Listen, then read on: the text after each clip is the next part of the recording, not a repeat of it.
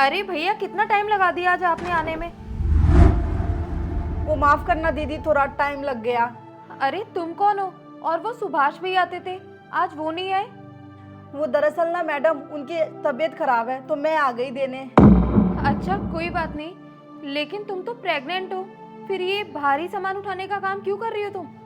वो मैडम, घर में कोई काम करने वाला है नहीं और बच्चे को भी तो पालना है, तो काम तो करना पड़ेगा ना। अरे ऐसे टाइम पर ना इतने भारी काम उठाने करने वाले नहीं किए जाते, इससे आप पर और आपके बच्चे पर बुरा असर पड़ेगा। और वैसे एक बात बताओ, तुम्हारे घर में और कोई नहीं है कि ये सब काम करने वाला? नहीं मेम साहब, और कोई नहीं है। कोई नहीं है मतलब?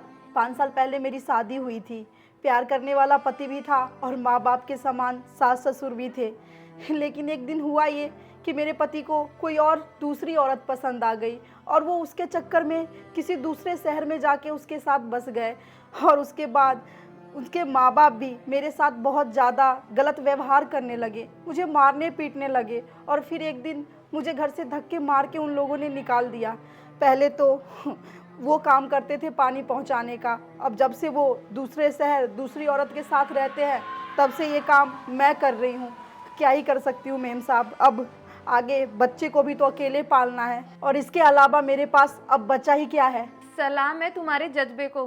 अरे औरतें तो मैंने बहुत सारी देखी, लेकिन तुम्हारी जैसी मजबूत और इतनी संघर्ष करने वाली महिला मैंने पहली बार देखी है, जो अपने बच्चे के लिए कितनी मेहनत कर रही है, कितना लड़ रही है उसके लिए। हाँ मेम साहब, अब अकेले ही तो जीना है इस दुनिया में, तो मजबूत तो बनना पड़ेगा और बच्चे के लिए संघर्ष भी तो करना पड़ेगा ना। और है ही कौन इसके अलावा मेरा। तुम एकदम सही कह रही हो। ये लो तुम्हारे पैसे। सुनो, अच्छा वैसे एक बात बताओ, तुम रहती कहाँ हो? वो मेम साहब, पास में ही जो कच्ची बस्ती में झुग्गी झोपड़ी है ना, वहीं पे मेरा घर है, मैं वहीं रहती हूँ। देखो, मैं तुम्हारी प्रॉब्लम तो सॉल्व नहीं कर सकती, लेकिन उसे कम जरूर कर सकती हूँ। क्या मेम साहब, मैं कुछ समझी नहीं। मैं समझाती हूँ तुम्हें। इस घर में ना मैं और मेरे हस्बैंड, हम दोनों अकेले रहते हैं और हमारी एक 5 साल की बेटी है। तो मैं और मेरे पति दोनों जॉब पर निकल जाते हैं।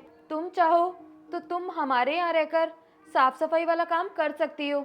मैं तुम्हें अच्छी सैलरी दे दूंगी और तुम्हारी भी कोई परेशानी होगी तो मैं उसे सॉल्व कर दूंगी, तो तुम वहाँ रह सकती हो और मेरी बेटी का ध्यान भी अच्छे से रख सकती हो।